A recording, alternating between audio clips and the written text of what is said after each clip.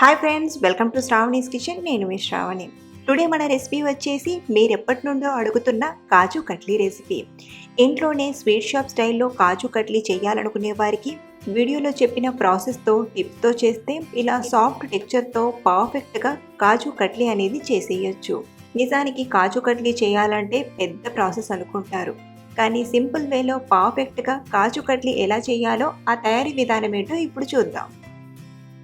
ముందుగా కాజు కట్లీ చేయడానికి ఇలా జాయింట్ కాజులనైనా తీసుకోవచ్చు, లేదా ముక్కలుగా ఉన్న కాజులనైనా తీసుకోవచ్చు. ఇప్పుడు కాజులను 1 కప్పు వరకు కొలిచి తీసుకుందాం.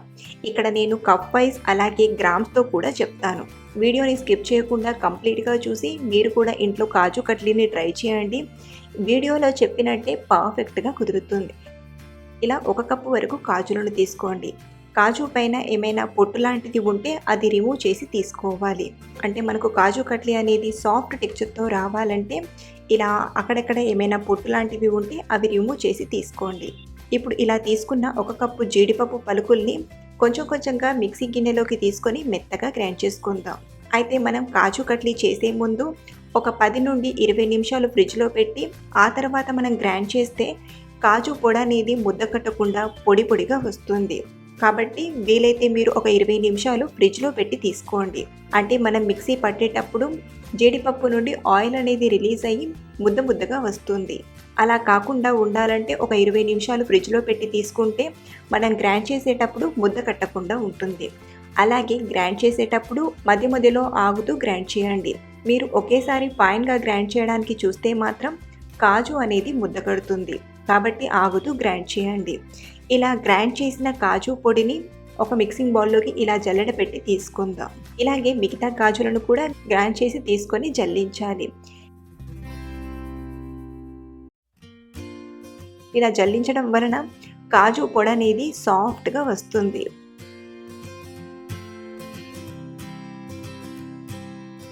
చూడండి, ఇలా సాఫ్ట్గా వస్తుంది. జల్లించగా మిగిలిన కాజు పొడి ఉంటుంది కదా, అది మళ్ళీ మిక్సీ గిన్నెలోకి తీసుకొని ఈసారి మరికొంచెం మెత్తగా గ్రైండ్ చేయాలి.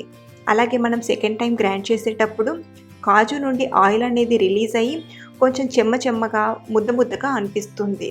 కాబట్టి సెకండ్ టైం జల్లెడ పట్టడం వీలు కాదు, కాబట్టి మెత్తగా గ్రైండ్ చేసి తీసుకోండి. ఇది చూస్తే కొంచెం కోర్సుగా అనిపిస్తుంది, కానీ మెత్తగా గ్రైండ్ చేశాను. ఇలా సెకండ్ టైం గ్రైండ్ చేసిన కాజు పొడిని కూడా మిక్సింగ్ బౌల్లోకి తీసుకుందాం. అలాగే ఇందులోనే ఒక 2 టేబుల్ స్పూన్ల వరకు మిల్క్ పౌడర్ని తీసుకుంటున్నాను. ఇన్ కేస్ మీ దగ్గర మిల్క్ పౌడర్ లేకపోతే మిల్క్ పౌడర్ని స్కిప్ చేయొచ్చు. ఇందులో మిల్క్ పౌడర్ వేయకపోయినా కానీ కాజు కట్లీ అనేది పర్ఫెక్ట్గా వస్తుంది. అలాగే 1/2 టీ స్పూన్ వరకు యాలకుల పొడిని వేసి వీటన్నిటిని ఒకసారి బాగా కలపండి. ఇలా కాజు పొడిని రెడీ చేశాక పక్కన పెట్టి మనం మిగతా ప్రాసెస్ని చూద్దాం. ఇప్పుడు స్టవ్ ఆన్ చేసి ప్యాన్లోకి 1/2 కప్పు చక్కెరను తీసుకుందాం. ఇందులోనే 1/2 కప్పు వాటర్ని వేసి పాకాన్ని ప్రిపేర్ చేయాలి. మీకు గ్రామ్స్తో చెప్పాలి అంటే మనం ఎంతైతే జీడిపప్పుల్ని తీసుకుంటున్నామో అందులో సగం చక్కెరను తీసుకోవాలి. సపోజ్ మనం ఒక 200 గ్రాముల వరకు కాజులను తీసుకుంటే 100 గ్రాముల వరకు షుగర్ని తీసుకుంటే సరిపోతుంది. అలాగే కప్పుల కొలతలతో చూడాలి అన్నా 1 కప్పుకి 1/2 కప్పు చక్కెర తీసుకుంటే స్వీట్ అనేది పర్ఫెక్ట్గా సరిపోతుంది. చక్కెర కరిగిపోయి ఇలా వైట్గా బబుల్స్ వస్తున్నాయి కదా, ఇప్పుడు మరో 2 నిమిషాలు మరిగించాలి. అంటే పాకం అనేది మనకు ముదురు తీగ పాకం రావాలి. 2 నిమిషాల తర్వాత ఇప్పుడు ఒకసారి పాకం వచ్చిందో లేదో చూద్దాం. ఇలా కొంచెం పాకాన్ని తీసుకొని చూస్తే చూడండి, ఇప్పుడు లేత తీగ పాకం వచ్చింది. మనకు ఈ స్వీట్ రెసిపీ కోసం తీగ అనేది క్లియర్గా రావాలి, అంటే కొంచెం ముదురు తీగ పాకం రావాలి.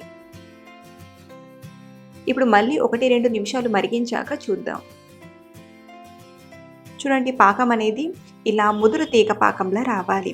ఇలా ఈ కన్సిస్టెన్సీలో పాకం వచ్చింది అంటే మనకు కాజు కట్లీ చేయడానికి పర్ఫెక్ట్గా వచ్చినట్లు.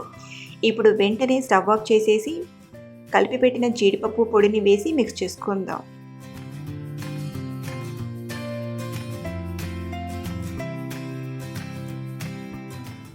ఇలా కలుపుతూ ఉండగానే పాకం వేడికి జీడిపప్పులోని ఆయిల్ అనేది రిలీజ్ అయ్యి కొంచెం పలచగా అనిపిస్తుంది. కానీ మనం పాకాన్ని పర్ఫెక్ట్గా చెక్ చేసాం కాబట్టి కంగారు పడాల్సిన పని లేదు.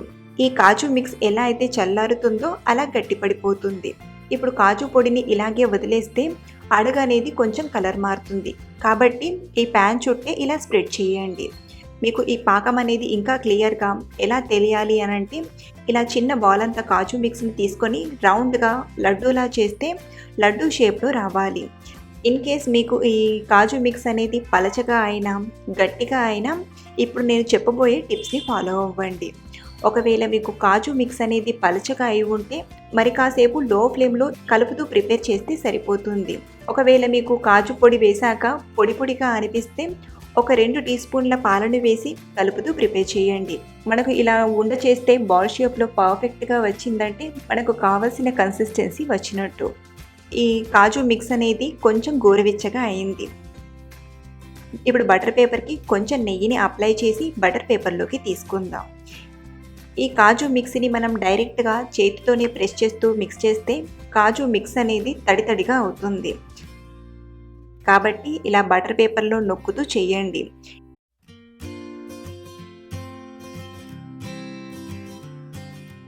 ఇన్ కేస్ మీ దగ్గర బటర్ పేపర్ లేకపోతే ఏదైనా ప్లేట్లోకి తీసుకొని స్పూన్తో మిక్స్ చేస్తూ ఉన్నా సరిపోతుంది.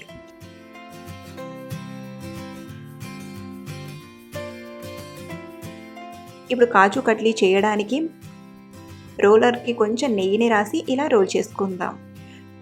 షేప్ అనేది రౌండ్గా కాకుండా స్క్వేర్ షేప్ వచ్చేట్లు చేయండి. మీ దగ్గర బటర్ పేపర్ లేకపోతే చెక్క పైన కానీ లేదా ఫ్లాట్గా ఉండే ప్లేట్ పైన కానీ కాజు మిక్స్ని తీసుకొని మనకు కావాల్సిన థిక్నెస్లో రోల్ చేస్తే సరిపోతుంది. ఇక్కడ నేనైతే కాజు కట్లీ థిక్నెస్ని బట్టి ఇలా రోల్ చేశాను. ఇది పూర్తిగా చల్లారేంత వరకు ఇలాగే వదిలేయండి. ఒక 20-30 నిమిషాల్లోనే ఇది పూర్తిగా చల్లారిపోయి సెట్ అవుతుంది. ఇప్పుడు ఈ కాజు కట్లీ పైన సిల్వర్ పేపర్ని అప్లై చేస్తున్నాను.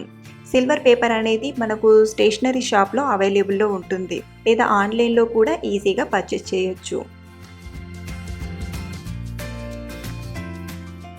డైమండ్ షేప్లో కట్ చేయడమే. ఇలా 1.5 ఇంచ్ గ్యాప్తో కట్ చేయండి.